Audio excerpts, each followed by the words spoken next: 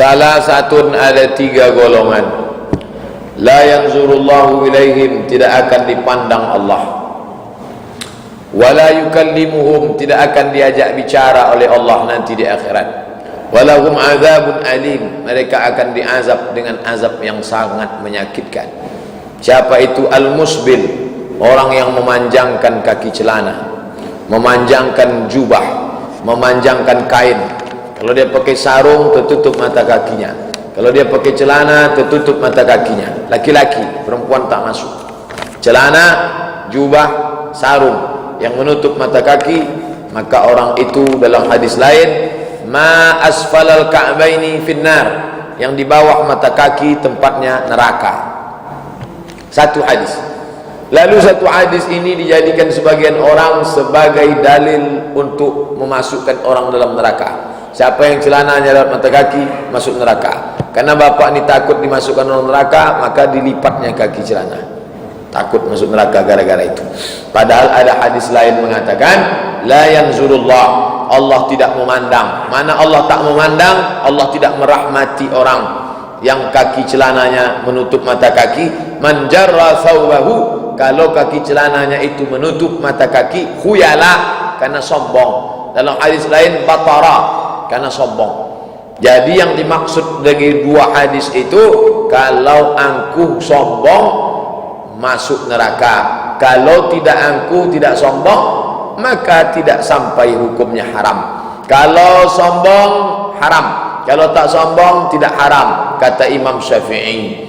Kata Imam Nawawi dalam kitab Riyadhus Shalihin, 2 kitab. Satu lagi kitabnya Al-Minhaj Syarah Sahih Muslim Ibn Al-Hajjaj. Kalau sombong masuk neraka, kalau tak sombong tak apa-apa. Kata Imam Syaukani dalam kitab Nailul Autar, kalau sombong haram, kalau tak sombong tak apa-apa. Kata Imam Sun'ani dalam Subulus Salam, kalau sombong haram, kalau tak sombong tak masalah. Kata Syekh Yusuf Qardawi dalam bukunya Kaifa Nata'amal Ma'as Sunnah, kalau sombong haram, kalau tak sombong tak masalah. Kata Syekh Atiyah Saqar dalam kitab Fatawa Al-Azhar, kumpulan fatwa-fatwa Al-Azhar, kalau sombong masuk neraka, kalau tak sombong tidak apa-apa. Itulah pendapat yang saya ambil. Jadi di situ ada sebabnya, kalau sombong.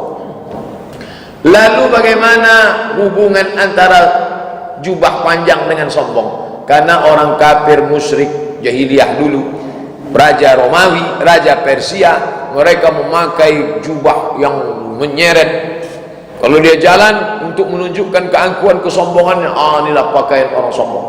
Adapun sekarang tak ada kait-mengait dengan itu. Begitulah pendapat para ulama yang muktabar, terpercaya tentang masalah kaki celana, ujung jubah dan ujung kain.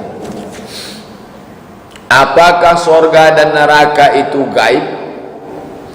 Akan tetapi surga dan neraka kan ada, Pak Ustaz. Di mana posisi surga dan neraka itu sekarang? Sama dengan ruh orang mati. Bapak kita mati, ya, di mana dia sekarang, Pak Ustaz? Saking penasarannya dia bapaknya di mana, dipasangnya CCTV dalam keranda. Tak ada. Membusuk, dimakan cacing tanah. Di mana dia pergi? Buka kitab judulnya Roh, ditulis Ibnu Qayyim Al-Jauziyah. Orang yang baik letaknya di Illiyin, orang yang jahat letaknya di Sijjin. Mana dia alam itu? Alam itu gaib. Makna gaib itu apa? Tak ada di depan mata kita. Itu makna gaib. Bukan berarti dia tak ada.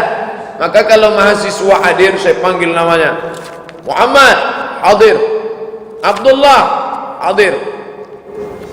Pas dipanggil nama Abdurrahman, gaib. Apakah Abdurrahman itu berasal dari alam gaib? Makna gaib itu tidak ada di depan mata kita.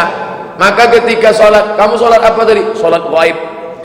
Kenapa sholat gaib? Karena jenazahnya tak ada. Kalau jenazahnya ada, namanya sholat jenazah. Kebetulan jenazahnya ada, tapi di Jakarta, maka disebut gaib. Itu maknanya surga itu gaib. Bertentangan omongan Ustaz. Katanya surga itu nyata. Yang masuk surga itu daging tulang masuk surga. Surga itu di mana? Surga itu di alam yang kita tak nampak di mata kita. Nanti akan ditunjukkan Allah Subhanahu wa taala sebesar apa alam semesta ini. Oh, Berapa video yang sudah dikirimkan, di-share kawan-kawan kita. Nanti kalau Bapak pergi umrah, ini Masjid Nabawi, di sebelah kanan ada namanya pameran Asmaul Husna. Itu pameran terbuka tiap tahun. Nonton nanti di situ, menengok. Oh, nanti dihidupkannya video. Posisi Anda sekarang di sini. Anda dilihat dari jarak 1 km, 100 km, 1000 km. Kecil. Begitu halusnya kita. Sedangkan surga, kata Allah, wasari'u ila maghfiratin min rabbikum, bersegeralah engkau kepada ampunan Tuhanmu, wa jannatin, surga, arduhas samawati wal ard, seluas langit dan bumi. Allah tak tunjukkan sekarang. Kenapa Allah tak tunjukkan? Di situlah letak iman. Nanti kalau kamu lulus, mama kasih hadiah. Apa hadiahnya, Ma? Adalah. Kenapa ibu tak kasih tahu? Ibu mau kasih surprise. Tuhan juga mau kasih surprise. A'dadtu li ibadiyas salihin. Aku mau kasih kejutan untuk hambaku yang soleh. Bagaimana nikmatnya? Mala a'yunun ra'at, tak pernah dilihat mata. Wala udhunun sami'at, tak pernah didengar telinga. Wala khatara ala qalbi bashar, dan tak pernah terlintas di hati manusia. Tapi dia ada.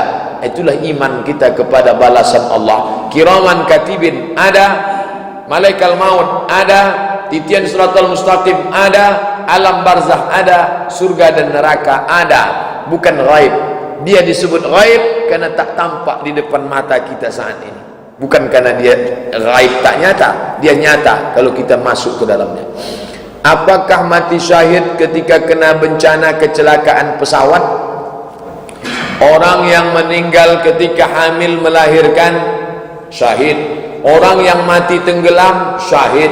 Orang yang mati kebakaran, syahid. Orang yang ketika kecelakaan bencana tertimpa Gunung Merapi yang terkena di Jogja kemarin, uap vulkanik panas, syahid. Bagaimana cara membedakan syahid tidaknya? Musibahnya sama. Ala niyatihim wa yuhsyaru yaumal qiyamati ala niyatihim. Orang akan dibangkitkan sesuai dengan niatnya. Yang dia ada tugas dari kampus untuk penelitian. Berangkat dia dari rumah, bismillahirrahmanirrahim, tawakkaltu 'ala Allah, la haula wala quwata illa billah, sampai ke Jogja kena debu panas, mati syahid. Yang berangkat dari Pekanbaru mau selingkuh, mati juga, mati konyol. Sesuai dengan niatnya mau apa? Makanya kita selalu disuruh berniat baik. Berangkat dari rumah, langkah kaki kanan, bismillahirrahmanirrahim, tawakkaltu 'ala Allah, la haula wala quwata illa billah. Apakah ketika seorang sudah bertaubat, dosa masa lalunya itu tetap dihisab Allah Ta'ala? Illa man taba, bertobat, wa amana, beriman, wa amila amalan salihah, beramal soleh. 3 syaratnya: taubat, beriman, beramal soleh. Ulaika yubaddilullahu sayyiatihim hasanat. Maka semua perbuatan buruknya dulu bukan sekedar ditutupi Allah. Yubaddilullahu sayyiatihim hasanat, diganti Allah dengan yang baik-baik. Kalau sekedar dihilangkan biasa, diganti Allah dengan yang baik-baik, dengan syarat tidak kembali kepada masa lalu. Ini yang disebut dengan taubatan nasuha. Apakah seorang polisi dalam menangkap penjahat, kalau dia mati ditembak penjahat dan polisi itu syahid? Ya, kalau masuk polisinya tak nyogok. Kalau berangkat dari rumah dengan niat yang benar, polisi jujur. Polisi yang dijadikan ikon dulu siapa itu? Sugeng. Hugeng. Polisi yang kata orang jujur. Ini ada panti asuhan, isinya 120 anak yang dibuang. Neneknya buang karena bisu, ibu kandungnya buang karena buta, itu ditampung. Saya tanya, Pak, selama Bapak buka panti ini anak yang dibuang 150. Kalau cerita profesi, siapa yang paling banyak nyumbang ke sini? Nanti kalau saya jawab Ustaz tak percaya. Tak, saya percaya insyaallah. Siapa yang paling banyak nyumbang ke sini, Pak? Polisi. Paling banyak polisi. Entah dijadikan money laundry, wallahu a'lam. Yang jelas kata dia, kita husnuzan banyak. Jadi banyak yang baik-baik itu. Kalau dia berniat baik, dia ditembak.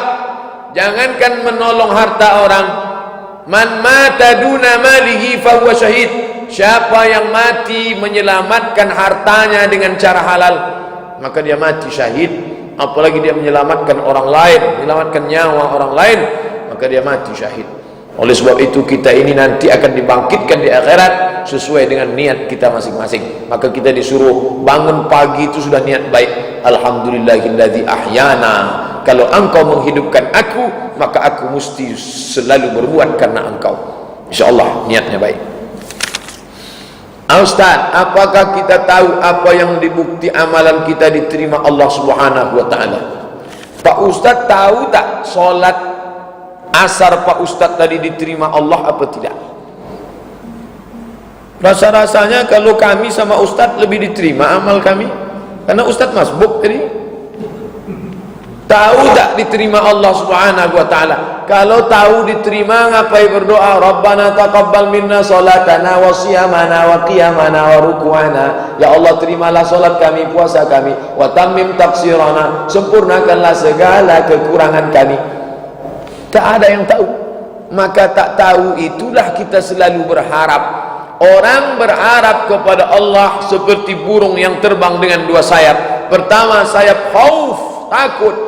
Yang kedua sayap roja, selalu berharap. Saya takut solat itu tak diterima, tapi saya tak putus asa, karena saya senantiasa berharap.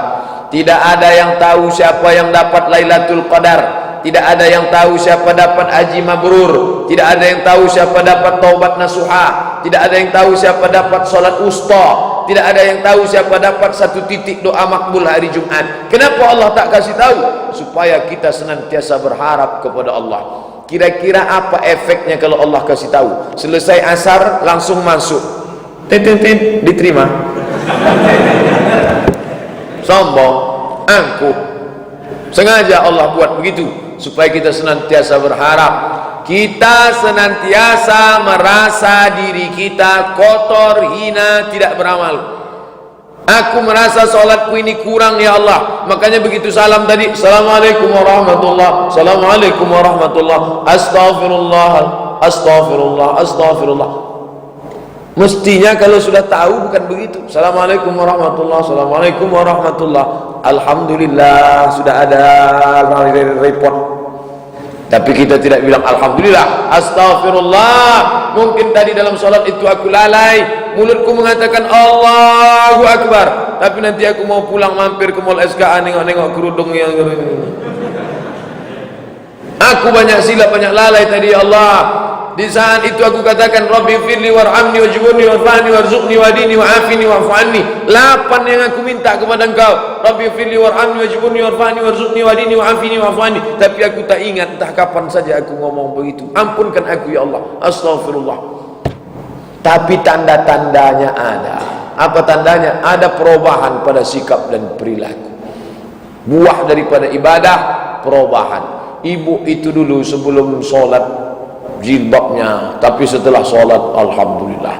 Bapak tu dulu sebelum haji, setelah haji macam mana? Makin pelit, minta ampun pelit. Kenapa orang Islam berkhitan? Ikhtatana Ibrahim alaihi salam. Nabi Ibrahim berkhitan wa umruhu 80, umurnya 80 tahun, bil Qudum. Dia berkhitan di satu kampung namanya Qudum. Qudum itu kampung di Suriah, negeri Syam. Disitulah dia berkhitan. Kenapa berkhitan? Sekarang orang Kristen, orang Hindu, orang Buddha, orang Cina malu-malu kucing diam-diam pergi ke rumah sakit berkhitan. Apalagi sekarang khitan laser tak terlalu sakit, mudah, karena dia risih, ada najis di dalam, kotor, bau, busuk, belum lagi penyebab kanker macam-macam, kanker kulit, kanker macam-macam. Maka mereka diam-diam berkhitan. Jadi secara medis manfaatnya, juga secara agama. Yang pertama berkhitan Nabi Ibrahim, hadis riwayat Muslim, ada manfaat-manfaat kesehatan. Yang kedua karena kepatuhan kepada Allah. Kalau Allah sudah suruh potong, potong. Andai tak ada manfaatnya sama sekali pun kita tetap potong, karena kita sami'na wa ata'na. Kenapa Allah menciptakan matahari, bulan, planet, cacing, kepiting, kalajengking dan lain-lain? Kenapa? Pak Ustaz, kenapa Allah ciptakan babi? Kata jamaah ke saya, ini terlalu banyak, ini bisa diwakili oleh babi saja. Kenapa Allah ciptakan? Dia segan mau nulis, lalu cacing kepiting. Kenapa Allah ciptakan babi? Guru membuat soal multiple choice. Siapakah Presiden Amerika? A. Goh Chok Tong, B. Mahathir Muhammad, C. Jokowi, D. Obama, E. Nelson Mandela. Kenapa dibuatnya 6 A, B, C, D, E? Justru yang benar hanya satu. Lalu kalau begitu guru itu menyesatkan muridnya? Tidak. Saat itu dia sedang menguji muridnya. Dia sedang menguji, kira-kira muridku ini bisa tak membedakan antara gocok tong yang putih bersih dengan Obama yang hitam legam? Tahu tak dia membedakan ini? Begitu juga Allah ciptakan. Ini kuciptakan makhluk namanya kambing, lalu kuciptakan lagi namanya kucing, yang ini kuciptakan babi. Secara keturunan ini yang paling banyak anaknya, 13 sekali lahir. Yang ini hanya 2 ekor. Ini murah, bakso babi murah, sepatu kulit babi murah, karena banyak pertumbuhannya, populasinya, maka dia murah. Mana yang kau pilih? Ketika berhasil memilih dengan penuh kesadaran memilih babi, Aram. Makanya kajian kita tadi, Allah buat kita hidup untuk berjihad memilih. Kau pilih ini atau kau pilih ini? Berada pilihan di hadapanmu. Kami kasih kau akal sehat, kami kasih kau Quran, sekarang kau pilih. Kau pilih kambing apa pilih babi? Kenapa Allah ciptakan cacing? Ada namanya Al-Jahiz, ulama, dia peneliti. Dia teliti makhluk yang tak punya mata, tidak punya tangan, tidak punya kaki. Namanya cacing. Kalau ada bapak yang bisa membuktikan mata cacing, tunjukkan saya di mana matanya. Tapi Allah kasih dia kehidupan yang luar biasa. Dia tidak bisa melihat matahari, maka dia hidup di dalam tanah.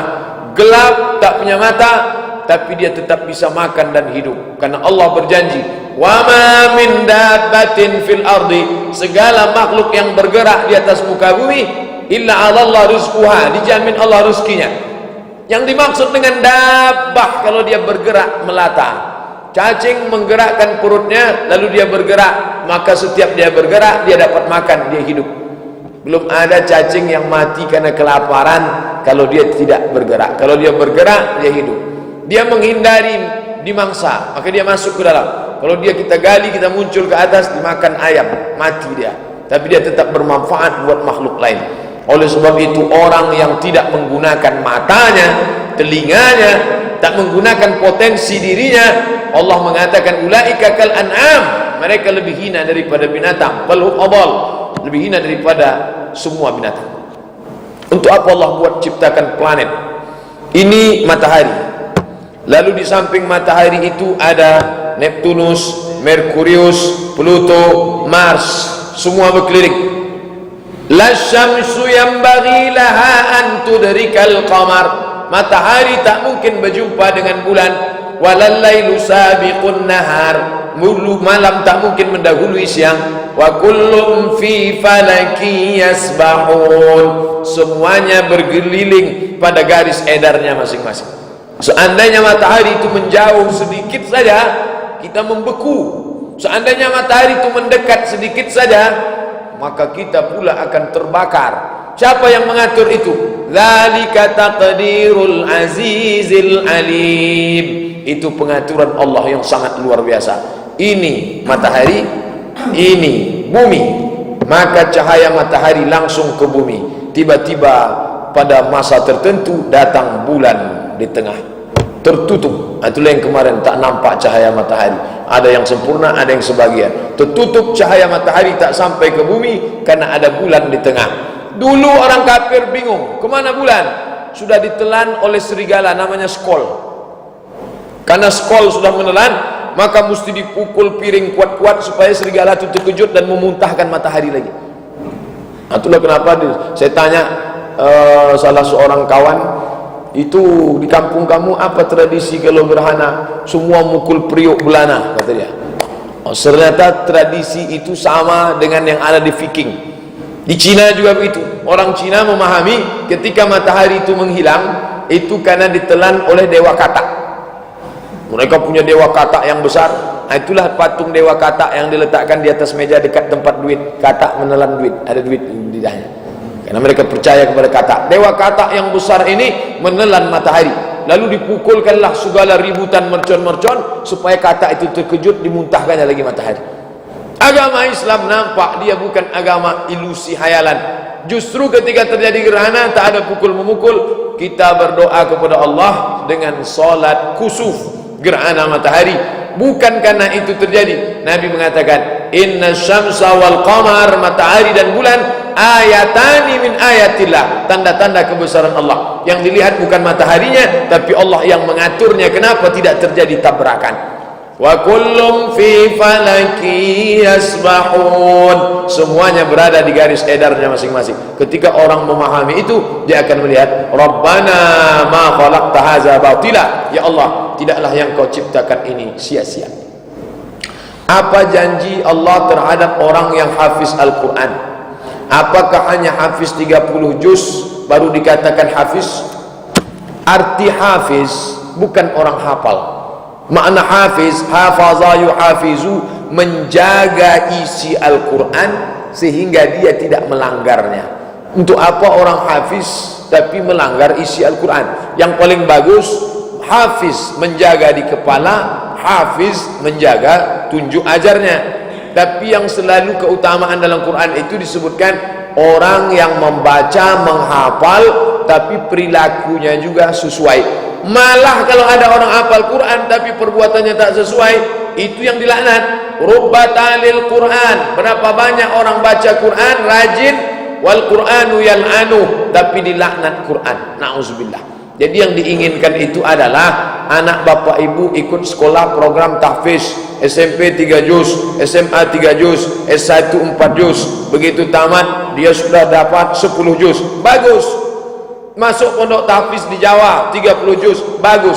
Apa janji Allah? Ma'as safaratil kiramil bararah, nanti dia akan bangkit di akhirat bersama malaikat.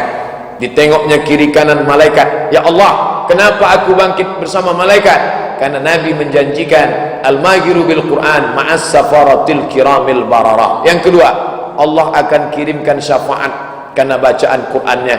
Iqra'ul Quran fa innal Qur'ana ya'ti yaumal qiyamah, karena Quran akan datang pada hari kiamat, syafi'an li ashabi, memberikan syafaat kepada orang yang membacanya. Adapun kadar syafaatnya sesuai dengan bacaan, kualitas hafalan, keyakinan masing-masing. Dan itu tak sama antara yang hafal 30 juz dengan juz 30. Itu semua ada pemberian yang diberikan Allah. Saya sudah sabar menghadapi kamu. Apakah sabar itu terucap, Pak Ustaz? Saya sudah sabar menghadapi kamu. Apakah sabar itu terucap, Pak Ustaz? Ucapan ini menunjukkan tak sabar. Karena makna sabar itu, sabar artinya mampu menahan. Ketika dia mengucapkan ini, dia sudah tak sabar mengucapkan lidah. Apa aku perlu sabar kapan lagi untuk menahan? Itu sudah tanda tak sabar. Nampaknya kamu memang sudah tak sabar. Karena makna sabar artinya menahan. Apakah ada hadis ketika seorang anak perempuan keluar rumah tanpa hijab lalu berzina, yang nanggung dosanya orang tua si anak? Wala taziru waziratu wizra ukhra, orang tidak akan memikul beban dosa orang lain. Saya enggak mikul dosa bapak, bapak tidak mikul dosa saya. Dosa pikul masing-masing. Loh, kenapa ada yang bilang orang tua mikul dosa anak? Orang tua mikul dosa anak karena tidak ada tunjuk ajar amar ma'ruf nahi mungkar. Saya dititipi anak saya itu mesti saya tunjuk.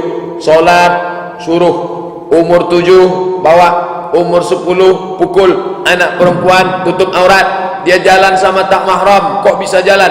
Jadi di situ dosanya karena tidak ada amar ma'ruf nahi mungkar.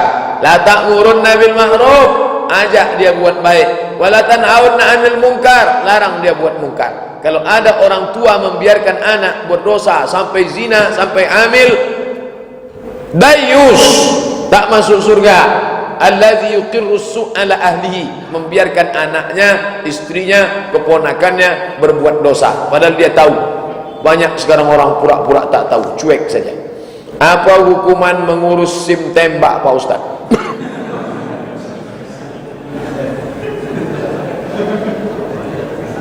Dan mempunyai ijazah palsu. Oh, ini dua pertanyaan nih. Yang pertama, mengurus SIM tembak.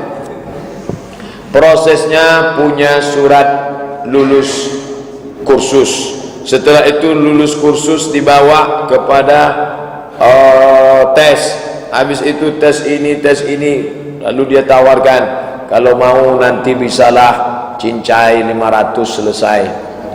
Ini maka kita saya pengurusan paspor ditawarkan orang. Bapak kalau mau ikut prosedur hari ini datang, hari ini 2 minggu insyaallah 250.000. Daripada Bapak izin kerja tinggal itu ini segala macam, bagus Bapak bayar 500 saja Pak, nanti sore selesai. Tak apa-apalah, biarlah saya urus sampai 2 minggu. Saya izin 2 kali mengajar, saya ikut ngantri, saya bayar. Tapi saya tak pakai baju koko, pakai peci. Ikut ngantri pakai peci itu merusak nama ustaz. Saya tak pakai baju kemeja biasa, saya urus sendiri. Paspor saya pergi umrah, saya urus sendiri, keluar. Tak ada duit ustaz 500.000. Ada. Kenapa tak ustaz kasih aja? Saya tak mau, saya kasih ke dia. Nanti duit itu dibawanya pulang ke rumah, lalu disuapkannya ke anak istrinya. Habis itu dia masuk neraka. Lalu malaikat nanya, kau makan haram? Ya. Dari siapa? Ustaz Somad. Akte anak gitu juga, saya urus sendiri. SIM juga saya urus. Jadi jangan sampailah bahwa ada orang yang berani menghalalkan, mungkin dia sudah dapat dalilnya, saya belum dapat lagi. Nanti kalau bapak ibu sudah dapat, kasih saya datang. Apa hukum punya ijazah palsu lalu lulus PNS, lulus umur 30, pensiun umur 58, selama 28 tahun itu makan haram. Dia makan haram, anaknya makan haram, bininya makan haram. Makan haramnya 28 tahun. Jadi kalau 1 bulan itu 25 juta, 2 juta, setahun 24 juta, 240 juta, 500 juta, itulah yang masuk ke dalam badan. Ayyuma lahmin, setiap daging di badan, nabata min haramin, kalau tumbuh dari yang haram, fannaru aulabi, tempatnya api neraka. Na'udzubillah. Doa dari lidah yang makan haram. Waqina azaban nar. Mat'amuhu haram, makanannya haram. Mashrabuhu haram, minumannya haram. Malbasuhu haram, pakaiannya diberi dari uang haram. Wa buziya bil haram, anak istri dikasih makan haram. Ana yustajabulah, tak mungkin doanya dikabulkan Allah. Makanya kita disuruh mengasih makan yang halal-halal. Apakah ada hadis mengatakan siapa yang menyakiti seorang karena lisannya, maka amal ibadahnya tak diterima Allah? Ya Rasulullah, ya, inna fulanatan, ada si fulan, tasumun nahar, rajin puasa sunat, wa taqumul lail, rajin tahajud malam, wa tu'dhi jiranaha, tapi menyakiti jiran, bilisaniha, dengan lidahnya. Bagaimana orang ini? Kata Nabi, la khaira fiha, tak ada kebaikan pada dirinya, ia finnar, dia masuk neraka. Salatnya rusak, puasanya rusak, gara-gara lidah menyakiti hati orang lain. Bagaimana menjaga istiqamah dalam beribadah? Pertama, kita pahami bahwa ibadah itu tidak bisa menolong kita. Jangan dihitung-hitung. Ambil pena, ambil kertas. Salat di Masjid Nabawi 40 rakaat kali 1000, 40.000. Di Makkah kali 100.000, 700.000. Cukuplah kalau untuk masuk Jannatul Firdaus. Kita masuk surga bukan karena itu, tapi karena rahmat Allah. Untuk mendapat rahmat Allah itulah kita infakkan harta sampai pergi ke Makkah. Untuk mendapatkan rahmat Allah itulah kita infakkan waktu duduk di rumah Allah ini.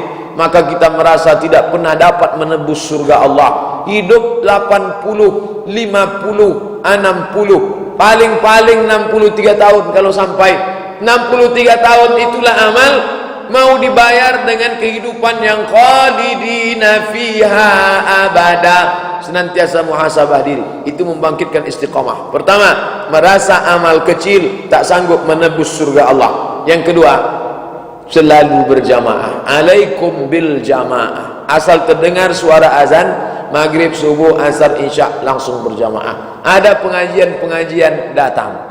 Karena serigala hanya menerkam kambing yang memisahkan diri dari jamaah. Sering-sering nonton acara flora dan fauna, menengok bagaimana mereka disergap ketika memisahkan diri dari jamaah. Jangan pernah memisahkan diri dari berjamaah. Pengajian berjamaah. Kenapa ya Ustaz, saya baca Quran atau hadir pengajian kok cepat mengantuk? Ada dua kemungkinan. Pertama, kurang gizi. Yang kedua, setan. Maka dilawan dengan berwudu. Kamar mandi dekat, wudu. Wudu. Saya udah wudu ngantuk juga, bawa semprot. Syekh Ibnu Utsaimin kalau ngajar bawa pistol air. Qala Rasulullah sallallahu alaihi wasallam. An Abi Zinadi an al-A'raj an Abi Hurairah radhiyallahu anhu qala qala Rasulullah sallallahu alaihi wasallam. Syekh Ibnu Utsaimin, ulama besar dari Makkah Al-Mukarramah, menembak murid-muridnya pakai pistol air. Ini belum saya amalkan. Apa hukumnya pakai cincin emas? Uhillu dhahab wal harir lil unsa min ummati. Aku halalkan emas dan sutra untuk umatku yang perempuan. Ibu boleh pakai emas, boleh pakai sutra. Laki-laki wa uharrimuhuma lirrijal. Untuk laki-laki aku haramkan. Hadis pertama. Hadis kedua, Nabi jumpa sahabat. Sini kata Nabi, itu apa di tanganmu? Dicopot Nabi, dicampakkan Nabi. Kau sudah memakai dari neraka, kata Nabi. Setelah Nabi pergi, sahabat mengambil emas itu, dibalikkan. Nih, Nabi sudah pergi. Enggak, aku tak mau mengambil yang sudah dibuang Nabi. Begitulah sahabat takutnya kepada Nabi SAW. Ini dalil-dalil hadis kuat tentang tak boleh pakai cincin emas. Maka cincin perak, kalau ingin pakai cincin perak, besi putih tak masalah. Walau khataman min hadidin, walaupun cincin terbuat dari besi. Apa hikmah di situ? Imam Syafi'i pernah ditanya, kenapa tak boleh pakai cincin emas wahai Imam Syafi'i? Robek hati orang miskin menengok. Dia bilang, Pak, tengok cincin emas kawan, bosor-bosor. Pak, makan Pak. Sakit hati orang. Yang kedua, ternyata butiran-butiran emas itu masuk ke dalam Alzheimer, penyakit lemas, lesu, letih, tua sebelum masanya. Masuk. Bagi perempuan, dia keluar lagi lewat darah menstruasi. Makanya kalau ada laki-laki mens, pakailah, boleh. Bagaimana salat berjamaah bersama anak di masjid? Pernah bersama anak sedang si pertama dan anak tersebut tertib salatnya, tapi kena marah oleh jamaah lain. Bila Anda tidak lagi mendengar suara anak-anak di masjid, Anda dalam keadaan gawat, kata Muhammad Al-Fatih, Raja Turki yang membebaskan Konstantinopel. Nanti bapak ibu pulang ke masjid dekat rumah, salat maghrib. Kalau tak ada suara anak-anak, Anda dalam keadaan gawat. Itu negeri akan kafir, tak lama lagi kafir. Tapi kalau masih ada suara anak-anak nangis, salat, main-main, insyaallah mereka main-main, nanti setelah lajang dia akan jadi pengurus masjid, insyaallah. Karena masa kecil berkesan. Saya kalau balik kampung masih ingat, dulu saya di sini, dulu kami di sini, sholat pakai celana pendek, kami di sini, kami di sini. Kalau tak terdengar lagi, kalau ada orang marah-marah, jangan bawa anak-anak ke masjid. Ini orang tak paham. Anak-anak ya ribut, bapaknya aja ribut. Maka susun satu sop di belakang. Anak-anak, nih. Di Rokan Hulu setiap maghrib anak-anak datang 300 orang. Setiap maghrib, dari maghrib ke isya. Tujuannya apa? Disediakan guru ngaji gratis. Nanti dites sekian bulan, yang ini dapat bonus, dapat nih. Saya tanya, apa guna program anak-anak 300 ini? Kalau anaknya 300, bapaknya ngantar, emaknya ngantar, udah 900. Masjid penuh. Maghrib dia ngantar, isya dia jemput. Cuman yang celakanya bapaknya ngantar pakai celana pendek. Nah, salam, anaknya masuk, dia pergi, nanti isya dia datang, sudah selesai. Inilah bapak yang menjerumuskan anak dalam neraka jahanam, khalidina fiha. Jadi dimaksudkan itu bapaknya ngantar, ikut dia sholat maghrib situ, habis sholat dia pulang ke rumah, nanti pas isya dia jemput lagi. Ini manfaat yang sangat bagus. Anak-anak itu sebetulnya tidak memutus shaf. Allahu Akbar. Kalau ada dia di samping, tidak memutus shaf dengan syarat 3. Yang pertama, wuduknya sempurna. Yakinkan wuduk anak kita sempurna. Yang kedua, dia sudah sunat, karena di balik daging itu ada najis kotor. Yang ketiga, dia tak pakai pampers, karena kalau dia pakai pampers kita tak yakin dia bernajis tak boleh. Jadi kalau bapak sholat, kasih tahu, saya yakin anak saya ini 3, dia tidak pakai pampersnya baru ganti, wuduknya sempurna dan dia sudah sunat. Oke. Tapi kalau ragu, dari rumah dia memang bersih, pas di jalan siapa yakin? Kalau ragu maka letak. Tak mungkin pula kita periksa satu-satu, siapa yang pakai pampers, siapa yang tidak, siapa yang sudah bersunat, siapa yang belum. Maka karena ragu itulah anak-anak dibuatkan satu shaf di belakang. Ini tentang anak-anak. Kata Allah, siapa tahu akan dirinya, maka ia akan tahu akan Tuhannya. Apa maksudnya Pak Ustaz? Ini ungkapan ulama tasawuf, bukan ayat Quran, bukan hadis Nabi. Saya sudah bahas dalam hadis palsu.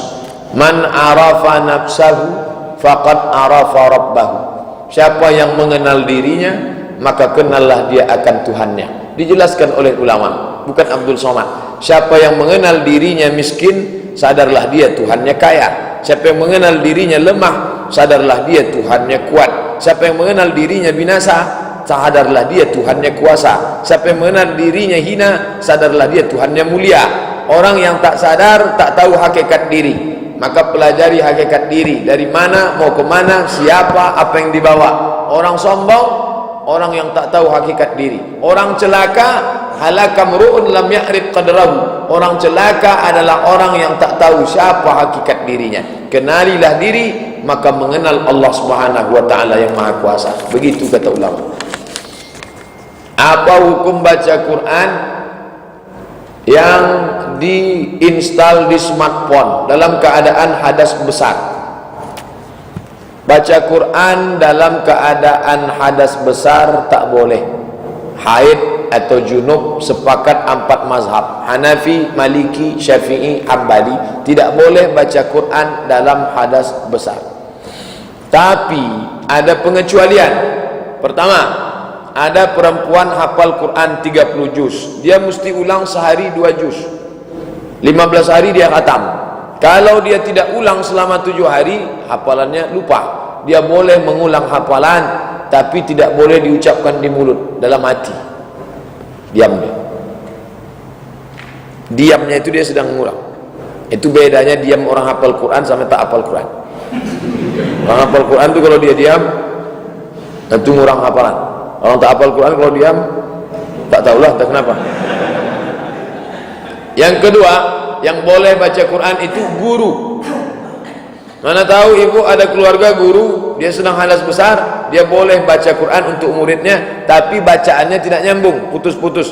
Fi qulubihim maradun fazada humullah maradah. Itu boleh. 2 pengecualian yang boleh. Bagaimana kalau berhadas kecil? Orang berhadas kecil boleh baca Quran, tapi dia tidak beradab. Kalau cerita boleh tak boleh, boleh, tapi dia tak beradab. Qurannya digital, lalu dia buka, dia berhadas kecil, tak apa-apa, karena dia tidak menyentuh Quran. Qurannya di alam ghaib, tak nyata, tak ada kertas.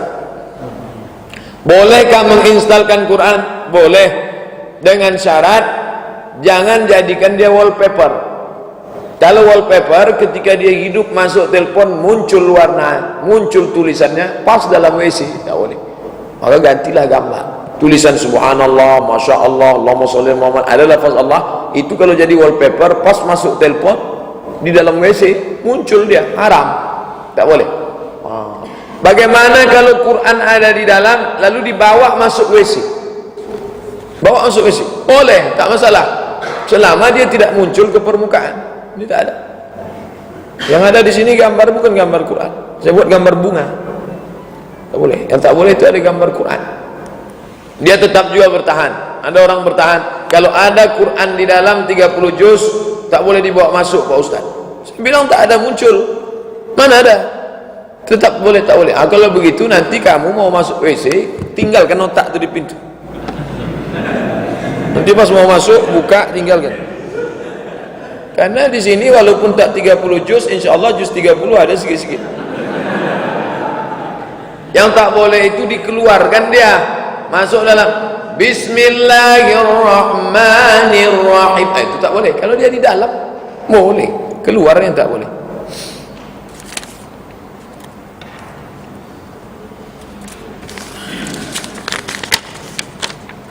Apakah dalam sholat wajib mulut membaca atau mulut diam saja? Allah, sholat asar tadi, Allahu Akbar,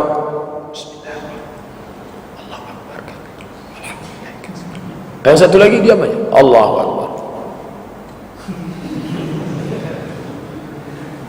Tanya kawan, kok tak berbunyi? Tuhan Maha Tahu. Kita tak bisa main akal-akal. Tengok Nabi, wa ma atakumur rasulu fakhudhuhu. Apa yang dibuat Nabi ambillah. Jangan pakai akal-akal. Akal boleh dipakai kalau tak ada Quran, tak ada hadis, baru pakai akal. Quran, hadis, ijma', qiyas. Qiyas itu akal. Selama ada hadis, pakai hadis. Ya Khabbab, Khabbab sahabat Nabi, ya kamu pernah sholat sama Nabi? Pernah. Nabi itu mulutnya bergerak atau diam? Nabi mulutnya bergerak. Dari mana kamu tahu? Bittirabi lihiyati, saya tengok jenggotnya bergoyang. Allah Malik. Jadi yang benar itu mulut bergerak. Membaca sekadar hamsah. Hamsah itu bisa didengar diri sendiri. Ini sekarang umat ini terbagi dua. Yang satu tak berbunyi sama sekali, yang satu berbunyi sampai kawan di sebelah terdengar, terganggu dia.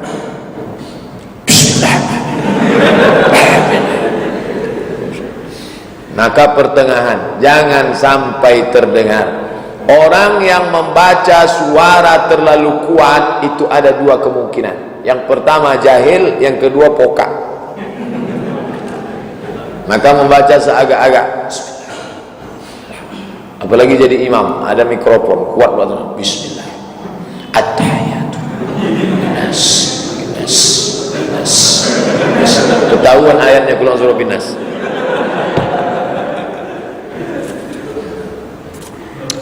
Apa hukum asuransi? Asuransi kata Syekh Ali Jum'ah dalam buku fatwa kontemporer, Fatawa Mu'asirah, dua hukum asuransi. Yang pertama mengatakan asuransi itu haram karena di dalamnya ada unsur gharar, gambling.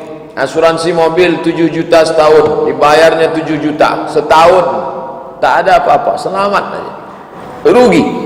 Yang satu begitu bayaran ini 7 juta, besok langsung kecelakaan, ganti 70 juta. Yang satu merasa rugi, di hari terakhir tabrakannya gara-gara itu. Ini. Yang satu lagi mengatakan asuransi itu boleh karena di dalamnya ada unsur ta'awun, tolong menolong. Bapak 7 juta, bapak 7 juta, bapak 7 juta, kita semua 70. Ketika ada satu yang kecelakaan, seolah-olah kita nyumbang patungan nolong dia. Maka yang ini melihat ada unsur tolong menolongnya. Kata Syekh Atiyah, kata Syekh Ali Jum'ah, pilihlah antara dua fatwa ini, kamu condong kemana? Kalau nanti ada yang mau daftar, berarti dia condong kepada ada tolong menolong. Kalau ada yang tak mau, berarti dia condong ke pendapat mengatakan ada gharar, gambling, ketidakpastian. Saya tak mau. Ustaz condong kemana? Saya belum sampai hari ini belum mendaftar asuransi kendaraan. Apakah selama ini Ustaz tak pernah kecelakaan? Bolak-balik kecelakaan. Saya bayar sendiri. Bapak asuransinya mana, nomor berapa? Enggak, saya tak ada asuransi. Bapak bayar? Ya, saya bayar. Ini tentang masalah. Terakhir, kalau kita bertengkar sama istri, tapi istri sering minta cerai, apa hukumnya? Ceraikan aja. Dia minta. Istri saya tak pernah minta cerai. Seandainya dia minta, saya ceraikan. Saya cari yang lain. Apa susah-susah? Ustaz ni tak serius gitu. Ini mau cerita masalah hubungan suami istri ini. Saya tentu punya keluarga perempuan. Idealnya saudari-saudara kita perempuan laki-laki ini sebelum menikah, dia itu mesti kursus pernikahan dulu, supaya dia tahu apa haknya, dia tahu apa itu zihar, apa itu li'an, apa itu talak, apa itu rujuk, apa itu iddah, apa itu nafkah, apa kewajibannya. Kalau dia tidak begitu, panggil ustaz, nasihat pernikahan, acara di situ ustaz itu tak ada gunanya. Yang saya setuju kalau keluarga kita mau nikah, kapan dia mau nikah? Seminggu lagi, dudukkan situ, panggil ustaz. Ustaz, tolong dudukkan sama ini, ceritakan apa. Adapun tausiah di situ itu hanya lipstick, basa-basi aja. Ceramah lah ustaz di situ, dia pun berdua kiki. Tak ada guna. Itu seremonial saja itu. Jadi yang kalau mau serius nasihat. Itu malam berinai, malam bahatam kaji, duduk. Ada nenek mama, orang tua, anakku dengarkan tausiah ustaz. Ustaz cerita jangan ngalor ngidul. 1, 2, 3. Anak perempuanku, engkau punya hak 5 terhadap suamimu. Makan, pakai, tempat tinggal, pakaian, makan, pakai, tempat tinggal, perhatian, pendidikan. Nanti kalau kau menikah, engkau punya hak 5 terhadap suamimu, nak. Makan, pakai, tempat tinggal, pendidikan, perhatian. Dia wajib mendidik engkau ke jalan Allah. Kalau solatmu tak betul, dia meluruskan. Perhatian, seksual masuk dalam perhatian. Kalau suamimu itu tidak bisa memenuhi kebutuhanmu, maka kau punya hak. Nanti kau dengar namanya siwat ta'lik anakku, kemanakanku, adikku, kau dengar namanya siwat ta'lik. Dia sendiri akan mengatakan itu nanti di depan hakim. Jika saya meninggalkan istri saya 2 tahun lamanya, atau tidak memberikan nafkah zahir dan batin selama 3 bulan berturut-turut, lalu istri saya datang ke pengadilan agama dan menuntut talak 1, maka jatuhlah talak 1 kepada saya setelah istri saya membayar iwat 10.000 yang diserahkan kepada Direktorat Pendidikan Agama Islam. Ini semua, maka kita kasih tahu haknya. Kalau suamimu itu mengajak engkau ke jalan Allah, kau wajib patuh, wahai anakku, wahai adikku. Sujud kepada manusia tak boleh. Seandainya boleh sujud kepada manusia, la amartuhum, akan kusuruh mereka sujud kepada suami. Haram kau melawan dia. Tapi kalau dia mengkhianatimu, maka kau punya hak namanya khuluk. Khuluk itu perempuan boleh menuntut cerai. Perempuan jangan meminta cerai. Perempuan menuntut cerai namanya khuluk. Perempuan menelpon saya jam 12 malam, menangis terisak-isak, terseduh-seduh. Saya sedang di atas sajadah, Pak Ustaz, solat tahajud. Terus suami saya sedang di ruang tamu pesta narkoba sama PSK. Apa yang saya mesti lakukan? Besok pagi tuntut ke pengadilan. Tulis itu semua laporan. Tuntut. Kata ustaz saya, sorga terletak di telapak kaki suami. Saya haram. Saya bilang itu ustaz setan. Tak betul. Dia ngomong begitu itu kepada siapa? Bagaimana kalau anak perempuan dia? Bagaimana kalau adik dia digitukan orang? Mungkin dia lebih dulu bawa parang panjang. Oleh sebab itu ini cakap tak betul. Maka saya kasih tahu perempuan punya hak. Maka ketika dia mengajak engkau ke jalan Allah, sami'na wa ata'na, sam'an wa ta'atan, patuh. Tapi ketika dia sudah mengkhianati amanah, maka kau punya hak untuk melepaskan. Islam tidak pernah memaksa perempuan untuk berada hidup tertekan sampai mati harus setia. Tengok dulu laki-laki yang model mana. Ini mesti dikasih tahu kepada anak perempuan kita, adik perempuan kita. Remaja masjid perlu membuat satu tema khusus hak-hak perempuan. Perempuan, pengajian ibu-ibu supaya tahu. Kalau tidak nanti ibu-ibu akan haknya akan diambil, akan dirampas. Ini tentang masalah perempuan. Maka kalau istri itu minta cerai, dudukkanlah dia. Kalau tak bisa kita berdua, ada keluarga di situ, duduk. Kenapa dia minta? Yang 5 ini kan sudah kukasih: makan, pakai, tempat tinggal, pendidikan, perhatian. Sudah saya kasih. Kenapa kamu minta? Saya tak mau punya suami macam kamu, kurus sekali. Saya maunya macam adik Rai, ganteng. Apa boleh buat? Aku ceraikan kau, talak 1, carilah. Mudah-mudahan dapat. Tapi kalau tak dapat, jangan kau miss call aku lagi. Nah, ini mesti ada komitmen yang baik. Kalau ada masalah kecil, dia seperti api dalam sekam, maka dia mesti dipadamkan. Jangan nampak api dibiarkan, dia akan setan datang mengipas sehingga dia menjadi besar. Maka dudukkan, apa masalahnya? Ceraikan aku, balikkan aku. Apa masalahnya? Apa masalah? Nah, dudukkan masalahnya, suasana tenang. Kalau tak bisa berdua, ajak orang lain. Nah, inilah konsultasi, konseling penting. Hubungi Dr. Mustafa Omar, datang ke kantor Tafakuh, duduk bersama. Nanti Ustaz akan nanya, apa masalahnya? Masalah. Bapak keluar dulu, ini ada yang mau dibahas. Nanti ibu keluar dulu, bapak sini. Apa masalah? Nanti ketemu titik. Oh, di sini masalahnya. Kenapa dia minta cerai? Rupanya sudah tak berfungsi pistol air itu setahun. Maka mesti berobat. Ini dalam Islam masa laki-laki berobat 1 tahun. Dia bahas dalam kitab fikih. Laki-laki berobat 1 tahun. Kalau setahun dia tak sembuh, maka istri boleh menggugat. Namanya al-uyub al-musyawwahah. Jangan merasa istri saya itu kok kejam sekali Pak Ustaz. Saya baru sakit setahun aja dia sudah minta cerai. Dia punya hak, Islam mengatur itu. Dan perempuan tak perlu merasa berdosa. Kalau orang paham, dia ngerti. Tapi dia ternyata, biarpun dia sakit, saya tetap Pak Ustaz, karena saya tahu ini karena sebab musabab, ini ujian Allah. Itu bagus. Nah, ini semua mesti paham fikih. Jadi kaji fikih, fikih solat, fikih puasa, fikih pernikahan, penting. Ustaz Mustafa kemarin buka kursus pranikah, banyak yang ikut. Cuman yang ikut ni yang sudah nikah pula. Akhirnya ditutup, karena dikhawatirkan yang udah nikah ni kalau ikut pranikah dia nikah sekali lagi. Akhirnya ditutup. Wah, itulah kaji kita petang ni. Mudah-mudahan ada manfaatnya. Inti dari mengaji adalah berubah perilaku, terutama yang menyampaikan sendiri dan kita semua insyaallah. Ala hazihi niyah. Al-Fatihah. A'udzubillahi minasyaitonir rajim. Bismillahirrahmanirrahim. Alhamdulillahirabbil alamin. Arrahmanir rahim. Maliki yaumiddin. Iyyaka na'budu wa iyyaka nasta'in. Ihdinas siratal mustaqim. Siratal ladzina an'amta 'alaihim ghairil maghdubi 'alaihim waladdallin. Amin.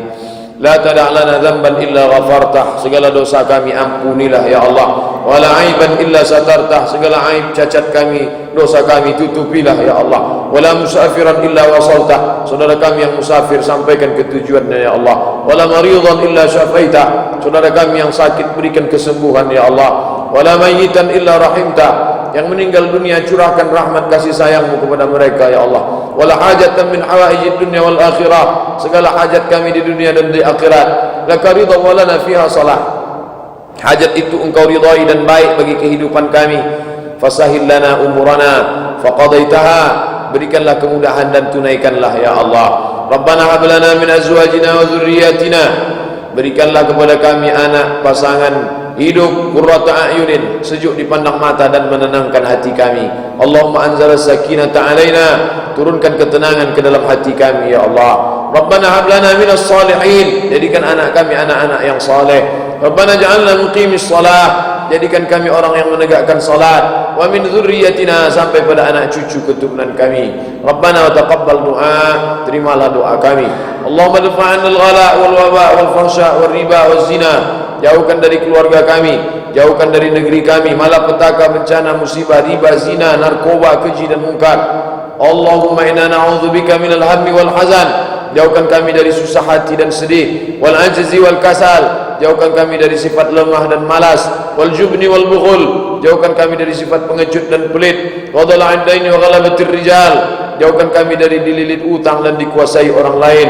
Allahumma la sahla illa ma ja'altahu sahla. Tak ada kemudahan kecuali engkau menjadikannya mudah. Wa anta taj'alul hazana idza syi'ta sahla.